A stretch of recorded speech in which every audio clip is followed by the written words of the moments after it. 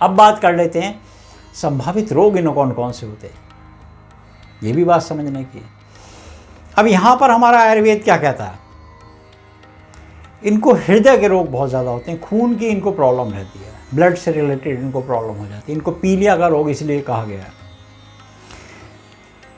Eyes की problem इनको होती है, नी की प्रॉब्लम इनको होती है, नी की प्रॉब्लम अक्सर देखी गई है।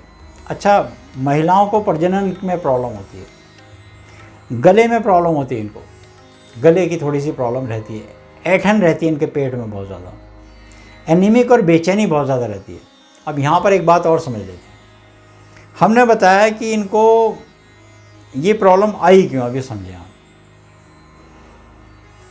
ये लोग, क्योंकि इनकी प्रकृति क्या है, प्रकृति इनकी पित्त है, ये इतने व्यस्त रहते हैं खाना पीना खाने के बाद कि इनको समय नहीं होता, एक के साथ एक कड़ी जुड़ी हुई है।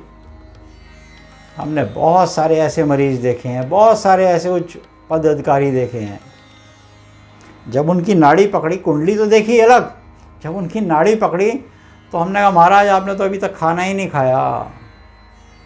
क्या आपको कैसे पता? आपकी नाड़ी बोल रही है, अब ये इसकी चाल चल रही है, अब ये मंद हो चुकी है, इसकी चाल चल रही है। तो ये पित्त प्रवृत्ति आपकी, क्योंकि अब हमारे यहाँ आयुर्वेद में कहे गए हैं अवलंबन क्लेदन स्नेहन।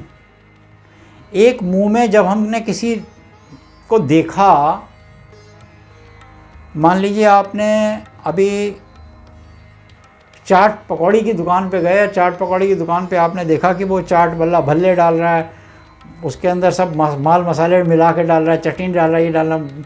महिला भी कहती हैं थोड़ी तीखी डालो, थोड़ी खट्टी डालो, थोड़ी मीठी डालो।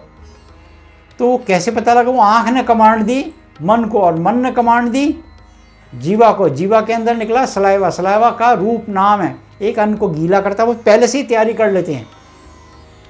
वो आँख की कमांड से मन को गया, और मन ने पहले से ही उसका अपनी कमांड दे दी जाके। बॉडी बहुत जल्दी तेज रिएक्शन करती है, भगवान की बनाई हुई कला बिल्कुल अलग है। उसने आपको बता दिया कि ये इसमें ये चीज़ आने वाली है, तो वो बॉडी के अंदर अवलंबन स्नेहन, तो ये पहले से ही हमारे जीवा में आने लगते हैं, वो पचाने के लिए उसे। और ये व्यक्ति सिर्फ काम में इतना व्यस्त है, क्योंकि काम की व्यस्तता के कारण, काम की व्यस्तता के कारण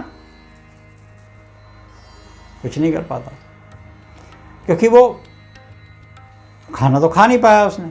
खाना नहीं खा पाएगा तो भूखा रहेगा, भूखा रहेगा तो पित्त बहुत ज़्यादा होगा। तो इसको इस तरीके की रोग इसको करेंगे परेशान।